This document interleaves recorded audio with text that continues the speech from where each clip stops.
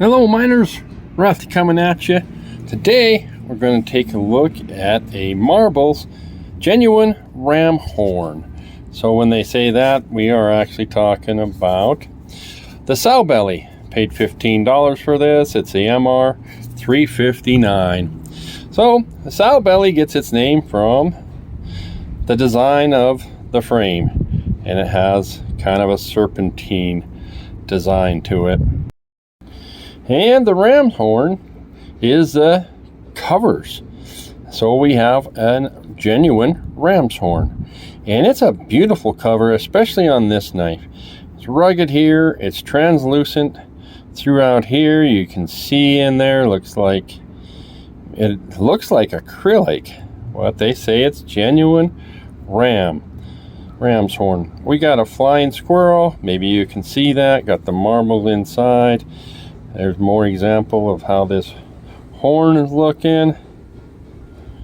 Hopefully you guys can see that. I'm out in the sun trying to demonstrate this. Liners and springs look good. Let's go ahead and open it up. Okay, so your Stockman is going to have 3 blades. First, you're going to have a clip point.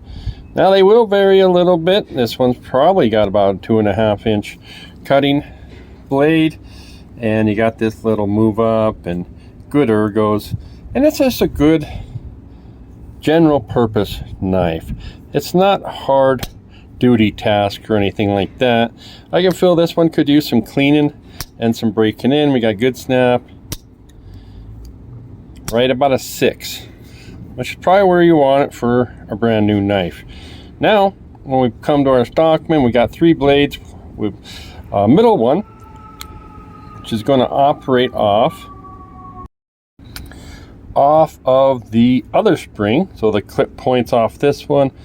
And now our sheepsfoot, sometimes you'll find a coping blade in here, operates off of the other spring. So they're a nice draw cut tool, again with a little move up, and you can do some fine detailed work. I don't remember if I gave you guys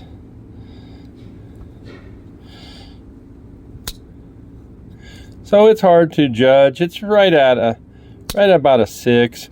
And I should be mentioned, sometimes when you go to open these, you will just get blade rub. And on these knives, when I say these knives, I'm talking your traditionals. That's actually, sometimes that's just the way it is. It's okay. Now I really like this. This third one is a Spey blade, and I love how it curves down. And if you guys watch enough of these videos, you're gonna see that. And if you've watched my older videos, you'll know about ergos. I'm getting my blade, get a lot of that blade edge on the table. Well, you can get that here, but let's go back. So what I also like to do is you can push this blade over as you're dropping it down in order to avoid that blade rub. I'd call that about a 5 on the pull on this. So they have adequate pulls, adequate springs. Let's bring out a cold steel. This is their gentleman's Stockman. And boy oh boy, I can tell you, there's a lot of similarities between these two. So the cold steel is going to have jig bone handles, but boy, they are about the same size, the same width.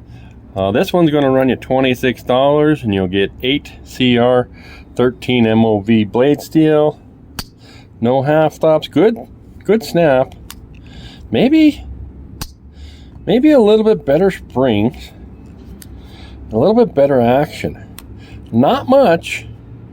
The question is it worth the extra $10 or $11? Same thing going here. Looks like the blades are separated better. So I would still, I did feel some grittiness going through that.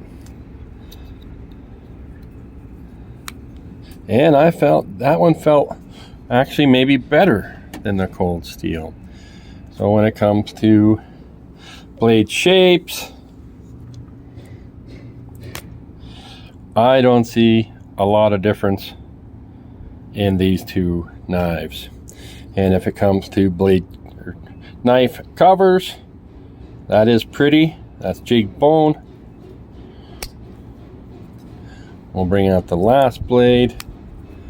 But boy, is that, you're going to find less ram's covers, ram's horn, than you would